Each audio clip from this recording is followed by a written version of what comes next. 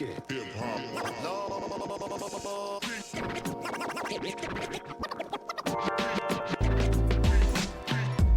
Hello, this is Yolanda Murphy, and welcome to this Exceptional Journey podcast, where you will find inspiration to live courageously through adversity, empowerment to live freely despite your past, and ignition to live boldly in your purpose, all by walking the survivor side of life.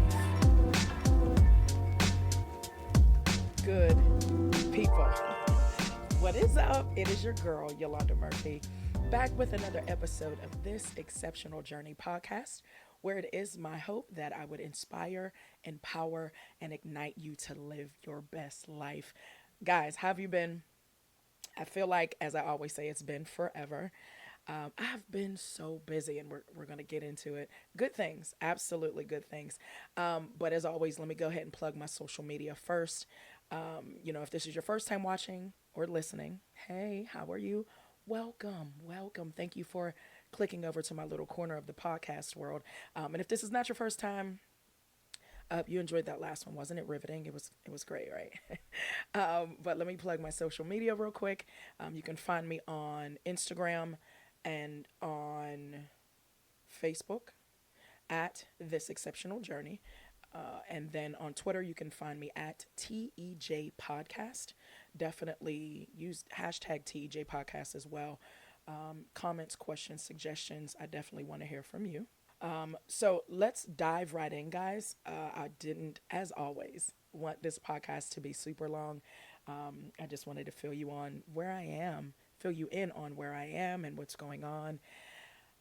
Guys, it's been surreal the last couple months of my life. It is now July 2019. Where the heck did the year go? It's actually almost the end of July at this point, and it's crazy. It's just, I mean, I looked up and it's July. I don't know, but a lot of good stuff going on. I'm gonna let you guys know. But the topic for today, as you can clearly tell from the title, is look at you growing. Look at you growing. So, I have a very close friend that we say this to each other all the time because if you're anything like me, prayerfully, not that I want you to be like me, but if you're anything like me, you're always striving to be better, just a better overall person, better mentally, physically, emotionally, spiritually. You're always looking to grow and not be stagnant. So anytime her and I have a heart to heart, or we discuss our days and something like that comes up, we always say to each other, "Oh, girl, look at you growing." And it's kind of our way of signifying to one another, that first of all, I hope you recognize that you are growing. And then that I recognize that you're growing because, sometimes we can't see our own forest for our trees because we don't see it in ourselves, but someone that's close to us could. So, I wanted to talk about it because I find myself at a very interesting place in life. So a couple things that I wanted to discuss in regards to me specifically growing was me physically, me like mentally and emotionally, and then relationally. But by all means, feel free to plug yourself and your situations in any of these scenarios as well. First thing I wanted to talk about, however, was me physically.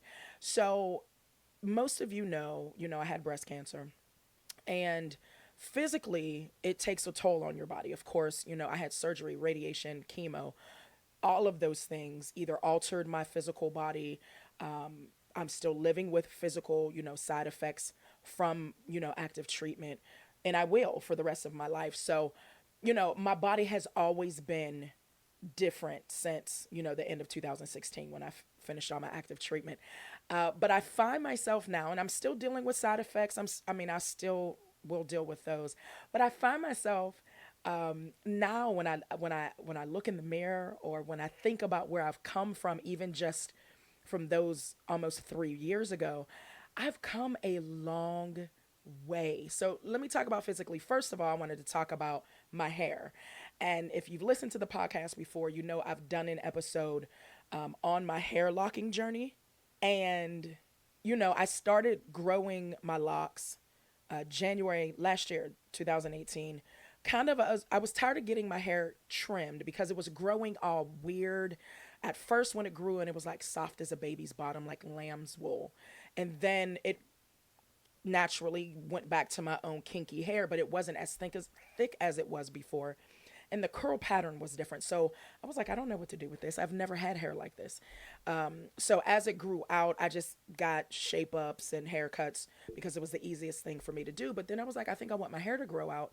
And thus I started locks, which I really wanted to do when I was in college, but I didn't want to give up my creamy crack, my perm. I didn't want to do that, my relaxer. I didn't want to do that. But let me talk about I put on Instagram this week a post of me putting the top part of my locks up in a ponytail. So if you're not following me on Instagram, click over right now so you can see the picture. And, when I usually oil my scalp, I put my hair in sections and ponytails. So it wasn't like foreign for me to see my hair up like that, but it was the very first time I actually went out in public with my hair up like that. Listen, when you go through something like chemo, when you lose your hair and you don't have control, it's the littlest things that I'm learning. Even like when my hair first started growing back, it felt like baby's hair, something brand new I had never faced. And now with my locks being at the length that they are, me being able to put my hair up again, because I don't know if you knew this, I don't think I've posted this anywhere, but before my hair fell out from chemo, I've always been natural, but I had like shoulder length hair.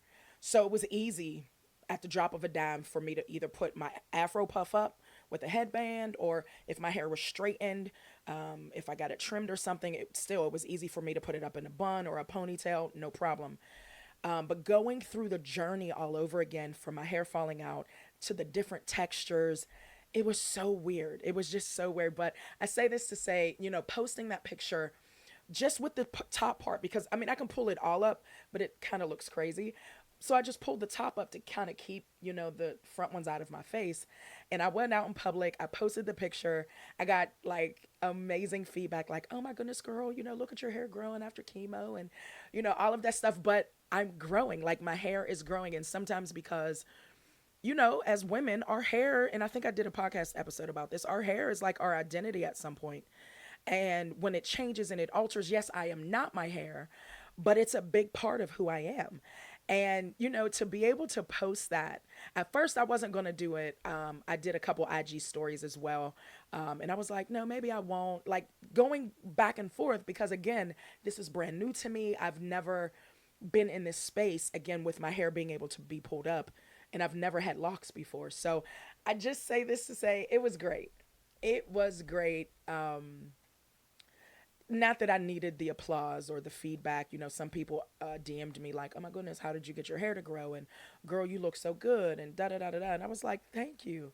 Because I mean, I don't know about you, but sometimes after you go through something, even if it's not breast cancer, hello, after you go through something, you can lose sight of who you really are, or you can even lose sight of your own true beauty all over again, if that makes sense.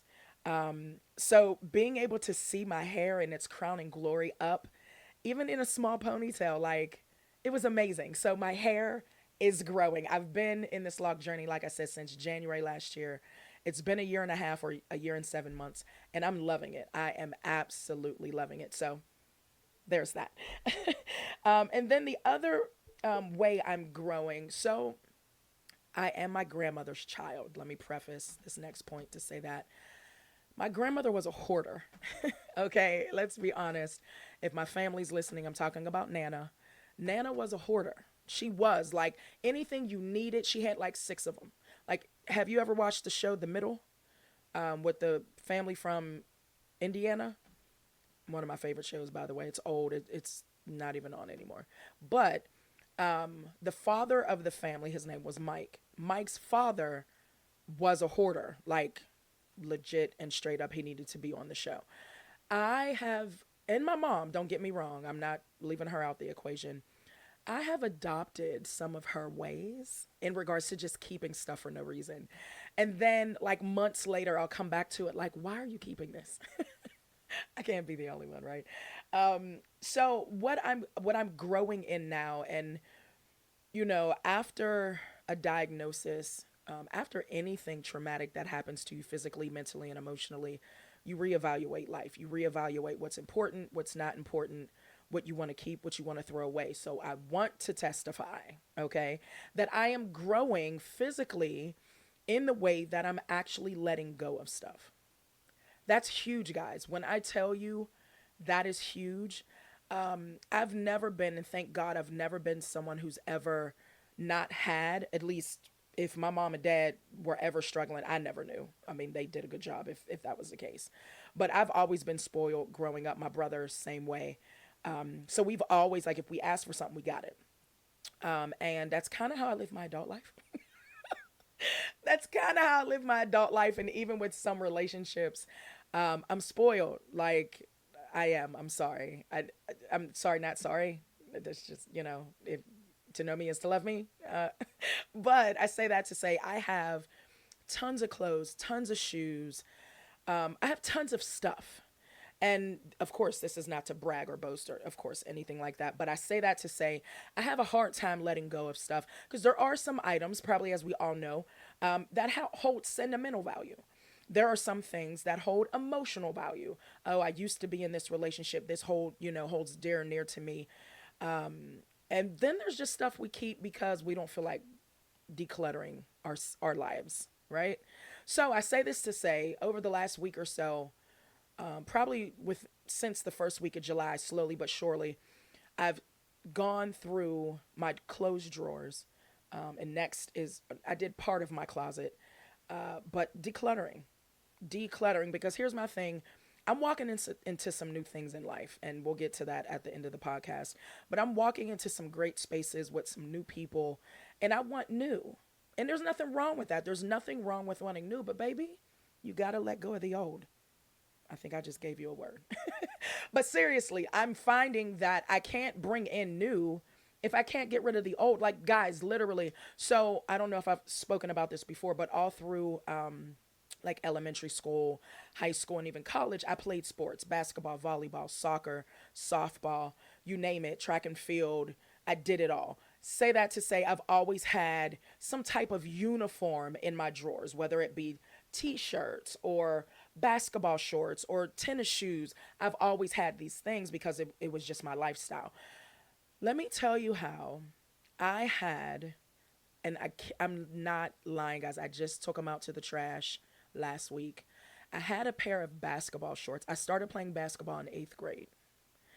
I had a pair of basketball shorts, one of the very first pair that I bought myself in eighth grade. I still had them. I am 40. Guys, I am 40 years old, and I just threw away a pair of hoop shorts from when I was in eighth grade. How old are you in eighth grade? 14? 13? 14? What was I keeping them for? And here's the kicker: they weren't still intact, as you can imagine. How many decades is that? The drawstring was gone. The little flip where the elastic band is for your stomach was almost non-existent. Where the crotch was, there was a hole as big as my head. Like, I could sit the shorts on my head, but I kept wearing them. I mean, in the house, I wasn't, of course, wearing them out in public, but it was an emotional thing because it tied me to my very first, because I love basketball. It tied me to that moment, and I held on to these babies. I kept washing them. I finally threw them away. That is huge, guys. I mean, listen, I don't know what your thing is, but that is huge for me. That is huge. I threw away some tops that I've had since college, like early college years, that I can't even fit my left arm in right now. Okay, let's talk about it. I'm also growing physically everywhere else. We'll get to that at another time. That's for a fitness journey. But I say that to say I'm growing, and it's not even physical. It's not physical. It is mental. It's emotional.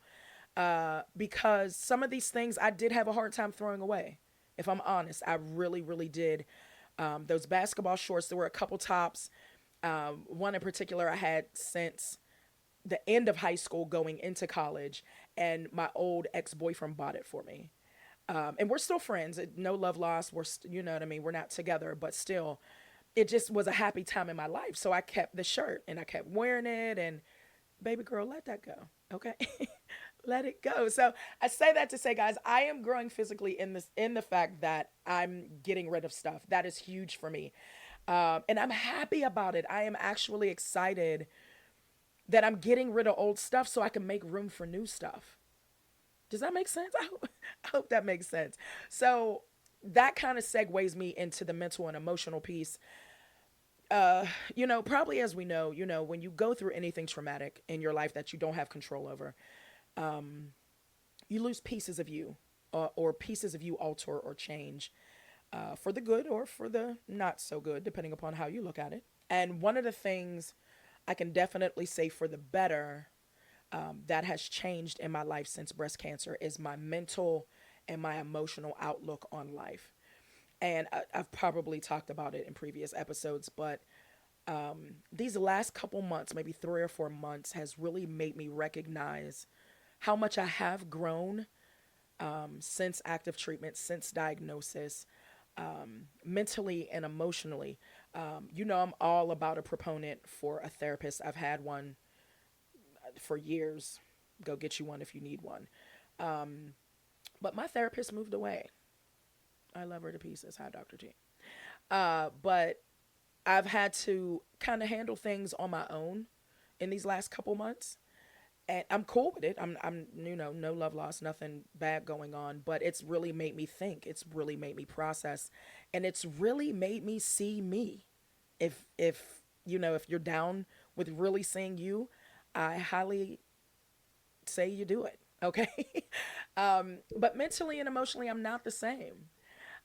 One way I can definitely see that I've grown, there was a specific situation that took place, what is this, July? So maybe about 2 or 3 months ago, with someone that I love dearly, someone that I would give the shirt off my back for, someone who,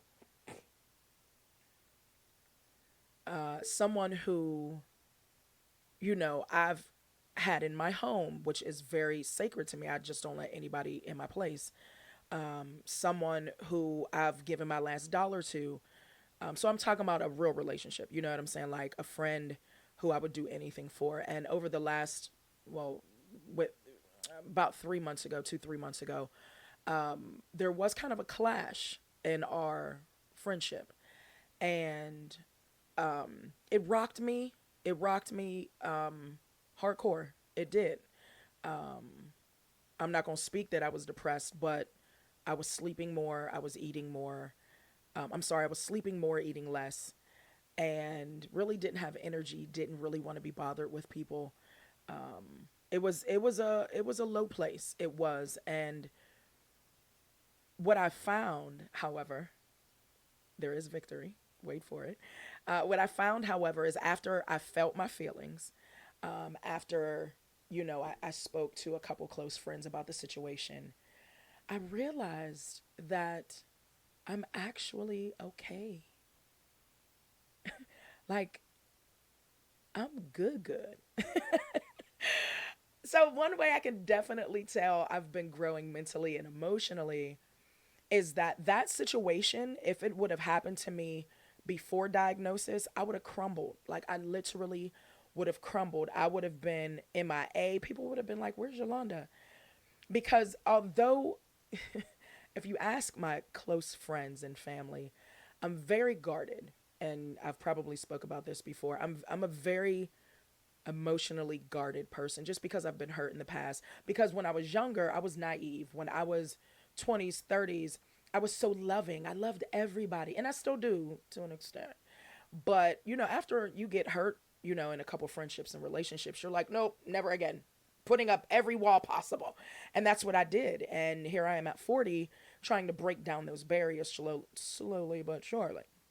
But so something like this, although I have a great wall set up, I'm very sensitive, and it would have rocked me. Like, people would have not been able to find me, and not because I was trying to end my life. Don't Not going there, but because I just would have been MIA.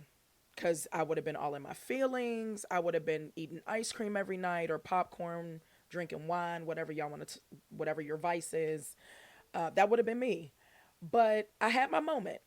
A couple months ago, I had my moment, and I'm good. And I am good to the point where I've seen this person numerous times since then, and I'm good. Like, y'all, I'm good. And I'm grateful because, again, this wouldn't have been the case a couple years ago. Before diagnosis, this wouldn't have been the case. I would have crumbled every time I see the person. Are they going to be there? Oh, I can't go. What? Diagnosis, anything that you go through that's traumatic and makes you see life in a different way, put your whole perspective in a different light. Like, what? Like, that's not even important. That's not even important. So I'm grateful for that. I'm grateful that mentally and emotionally, I have grown there. And then, I mean, let's be honest. We already know that anytime you go again through anything, you always have to accept this new normal, whether it's through a disease or a broken relationship or a diagnosis, whatever the case may be, you have to find this new. And I'm grateful that, I'm finding my new. Every day is different. Every single day is different. Every month is different. Every year is different. But I'm grateful that I'm able to move with the ebbs and flows. And I'm grateful that I'm actually growing through it all. I'm not someone who's cynical. I'm not someone who's pessimistic. So everything that gets thrown at me, I see it as a learning moment. I see it as something I can grow from. And I've been guys, I'm so excited if you can't tell. I'm so excited. So then there's the mental and emotional part. And lastly, the relational part. Like I said previously, I am a very sensitive person. Growing up as a child, my feelings were hurt very easily. And that's just because of some things I went through when I was born, and there will be later podcasts for all of that. But yeah, growing up, I was very naive. I loved everybody. I gave my heart to everybody. We're talking about from childhood even to college. And, hurt people. And when you're open and available, you get hurt. And so, because of that, I've lived a very guarded emotional life. Very. And the people that know me and the people that I love know me. You know what I mean? Like, so here's the thing, if I love you and I know you, I give you my all, which is a whole bunch because I love hard. And the people that know me and that love me see past it like, all right, nope, what's going on? Like, nope, I'm not. You might have been able to give that answer to Joe Schmo, but you're not giving that answer to me. So what's really going on? But I'm grateful that in this space, this mental space that I'm in, I'm relationally allowing myself to be more open to those that I love and even to people I don't know. I went to so the last couple weeks, Square, the people where you slide your card electronically, they did a night school that was called Self Made. It was a pilot program that started in Atlanta, and their second city was Pittsburgh. I was like all the way down to go, so I did it. And I don't know any of these babies from a can of paint. I don't know any of them. Usually, I just would have come to the class and left because I don't, to be honest, if I'm honest, on this side of breast cancer, I don't really like small talk. I don't, because I feel like it's a waste of time. And I don't know if that's, guys, I don't know. Let me know. Because I'm all about progressing. I'm all about moving forward. I don't want to talk about your cat. I don't, I'm sorry. I don't want to talk about that you ran out of laundry detergent. I don't. I'm sorry. This is coming across harsh, guys, but I don't. Let's talk about something progressive. What are you doing for your business today? What are you doing spiritually today to grow your relationship? What are you doing with your family to grow your relationships? That's what I want to know about. Forward progress. I don't want to talk about how I just don't. I can't even think of another thing, but I don't. But during this, Square night school, I've been lingering. I've been networking with people. And I know because of where I'm going next, it's so necessary. Next in life, I mean, transitioning, with stuff. And I'm proud of myself. I've been opening up more to people who I would actually give my life for, like, to be honest. But still, trusting like every day that everything is going to be okay if I let go of this little piece. Does that make sense? That's me growing, guys. I'm so excited. I'm so excited that I'm growing. And it's all brand new to me. It is all such a journey, this exceptional journey. Hello. But it's all brand new. Every day is not good. I mean, when one of my friends asked me how life is, I was like, every day is a winding road. And that's the truth. That is the reality of it. I'm not going to say it's a roller coaster because, I mean, you're in charge of your emotions, what you respond to and what you don't. But it is a winding road. It definitely is a winding road, but I'm here for it. I am so here for it. Guys, I am so excited that I'm growing in all of these areas because these are all areas that I've struggled with before, whether it's relationally or, my hair falling out after chemo, or even just my emotions dealing with people that I love, like being devastated by people. No, those days are over. Sorry, not sorry. Those days are over. But I'm grateful that I'm great. I'm grateful that I'm in this mental, emotional, and relational space, that I can be okay with where I am right now. You know what I'm saying? Does that make sense? So, guys, that literally, I thought about it and I was like, I think I want to talk about growing after something, growing after dot dot dot, growing again after a diagnosis, after surgery, after a breakup, after a divorce, after just something life altering. Growing after is so crucial and important. So, how are you growing? Of course, you always know there's a call to action somewhere, right? How are you growing? And again, you don't have to be physical, mental, emotional, or relational, but how are you growing every day? And even if you've never been through anything, I highly doubt that's anyone ever, but if you've never been through anything and you've lived life on the sunny side of the street, that's good too, but you still need to be growing every day. Are you working out? Are you eating better? Hello, let me lift both of my hands on that one because I need to be doing that. But every day you can be a better you. And that's really my goal. That is really where I'm at in this space in my life right now, is just being a better me in every facet. I know, you know, it's not a sprint, it's a marathon, but baby, I'm running my miles, okay? I am getting my miles in, and every day I'm getting stronger. Every day I'm getting better, and I am grateful. Cool. So that's my little rant and rave. I wanted to tell you guys, though, before we toodaloo, I have some great stuff going on, and I'm going to keep it brief. So, a few of the things that I wanted to touch on, just so you guys are aware for future reference.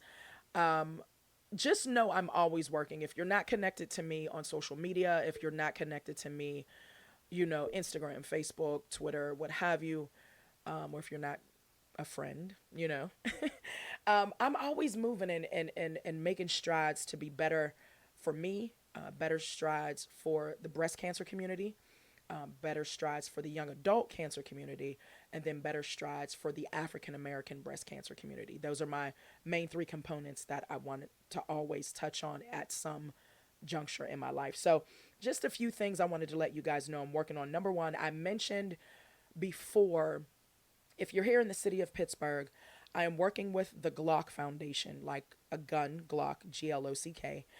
It's a nonprofit started about 6 years ago by a woman who had breast cancer, went through a clinical trial that saved her life, and she started this nonprofit to educate the community. She reached out to me like towards the end of last year, beginning of this year, and said, I want to start an African American initiative. One of her members of her organization unfortunately passed away from stage 4 breast cancer. Her name was Latasha.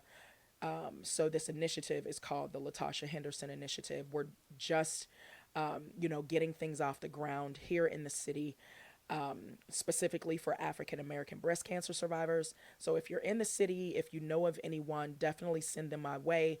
Either DM me. I believe my email address is on all of my social media as well. Definitely let me know, have them reach out to me and contact me, because we really want this to be a big push, for prevention, early detection, and clinical trials in the African American breast cancer community, which you all know I'm a proponent for.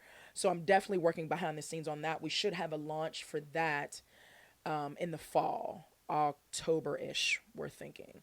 And then as well, guys, I'm trying to get some merch together. Okay. So here's the thing. I love wearing t-shirts. I wear everybody else's sayings, but I want to wear my own. Okay.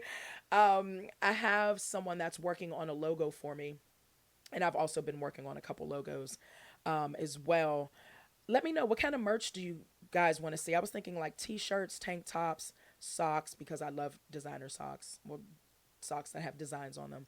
I'm thinking like water bottles, phone cases, car air fresheners, the whole gamut, bracelets. You let me know. I mean, I don't want it to be cheesy because we're definitely not going down that route, but I would love for you guys to get this exceptional journey out there. You know what I mean? And let people know if they need help, or if I can point them in the right direction, I can definitely do that. So definitely working on some merch, definitely working on a few logos. And then there just may be, and ladies, if you're listening, you'll know who I'm talking about. There may just be a collab. So there's this huge movement right now going on online. It's all e-commerce online. There's a push for the African American breast cancer community, because let's be honest, a lot of times when you see advertisements, or when you hear commercials dealing with breast cancer, they're usually white or Caucasian and over the age of 50. And I don't fit any of those parameters. So, two of my fellow state leaders with YSC came up with this movement, and we're in talks. We may have a couple collabs coming down the line. So keep an eye out for that. We're trying to see how it works best for both of us and helps best for the community, of course, as well. So, guys, I'm always working. I have some other products I'm not going to talk about because they're literally in the idea phase. I'm taking meetings. Just know I am taking meetings. Okay. I met with a fashion designer a couple weeks ago. I'm always, as you can tell, learning and growing from the Square Night School. Tomorrow, there's an organization here called the Chatham University School Women's School of Entrepreneurship, where they're teaching us how to. It's a homemaker space. They're teaching us how to embroider our own clothing labels, if that gives you a hint into anything that I'm doing. So I'm going to that tomorrow. So I'm always moving. I'm always working, because I think, like I said, for those three proponents, breast cancer, African American breast cancer, and young adult cancer, we need a voice. And I'm trying to do the best I can to be that voice for as many people as possible and learn as I go. So I'm always shaking. I'm always moving. I just don't always tell you guys. I'm sorry. I'm sorry. But guys, if you've listened this far, literally, thank you so much. The podcast doesn't seem to be too long, so I'm grateful. If you have any questions, comments, suggestions, definitely let me know, either here where you're listening or hit me up on social media. Don't forget to rate, subscribe as well. That helps me with iTunes and all of the platforms that I'm on, to let them know that people actually are listening. Cool. Other than that, guys, it's been great. Like I said, keep an eye out. I have some stuff coming up probably within the next 6 months to a year that I definitely want to include you guys in on. You're going to be the first to know everything, right? Cool. Hopefully you've caught something, guys. We need to grow. Let's continue to grow. Let's continue to move and walk the survivor side of life. Cool. Until next time, guys. Peace.